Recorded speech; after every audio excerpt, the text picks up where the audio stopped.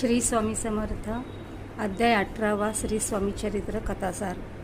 मागील अध्यायामध्ये श्री स्वामी सुतांचा वारस अधिकारी कोण असावा याविषयीचा वृत्तांत आला आहे. त्याचे निराकरण ग्रंथकाराने या अध्यायामध्ये केले आहे. स्वामी सुतांनी देह विसर्जित केल्यावर श्री स्वामी महाराज सतत मोर पाखरा म्हणून हाका मारू लागले. आमची पाऱ्याची वीट आणून द्या म्हणून प्रत्येकाला सांगू लागले. श्री स्वामींच्या बोलण्याचा संदर्भ कुणासही न लागल्यामुळे नीटचा अर्थबोध होईना.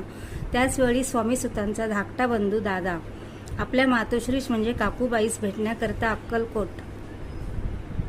अक्कलकोटला येथे आला. त्याची तब्येत बरी नसल्यामुळे काकूबाई त्याला घेऊन श्री स्वामींच्या दर्शनात घेऊन गेल्या. श्री स्वामींनी दादाबुवांकडे प्रेमळपणे पाहिले. दरम्यान केज येथे नानासाहेब देशपांडे यांच्याकडे श्री स्वामी मठांच्या स्थापनेकरिता पादुका नेण्याचे ठरवले. तेव्हा मंडळीसोबत दादाला देखील पाठवण्यात आले. काकूबाईंनी दादाला केज येथे पाठवण्यास नकार दिला असला तरीही श्री स्वामी आज्ञेमुळे नाईलाजाने काकूबाईंना संमती द्यावी लागली. तेथून परतल्यावर दादाला मुंबईस पाठवून गादीवर बसवण्याची आज्ञा श्री स्वामींनी केली. ब्रह्मचारी बुवा दादा समवेत मुंबईस परतले. मात्र गोसावी होण्यास दादा तयार होईना म्हणून ब्रह्मचारी बुवांनी दादांची रवानगी पुन्हा अक्कलकोटास केली.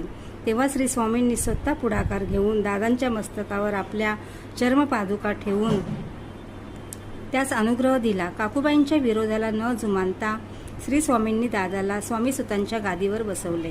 श्री स्वामींचा अनुग्रह प्राप्त होताच दादांची चित्तवृत्ती पालटली आणि पुढे तो वैराग्यशील होऊन कायमस्वरूपी स्वामी गादीची सेवा करू लागला.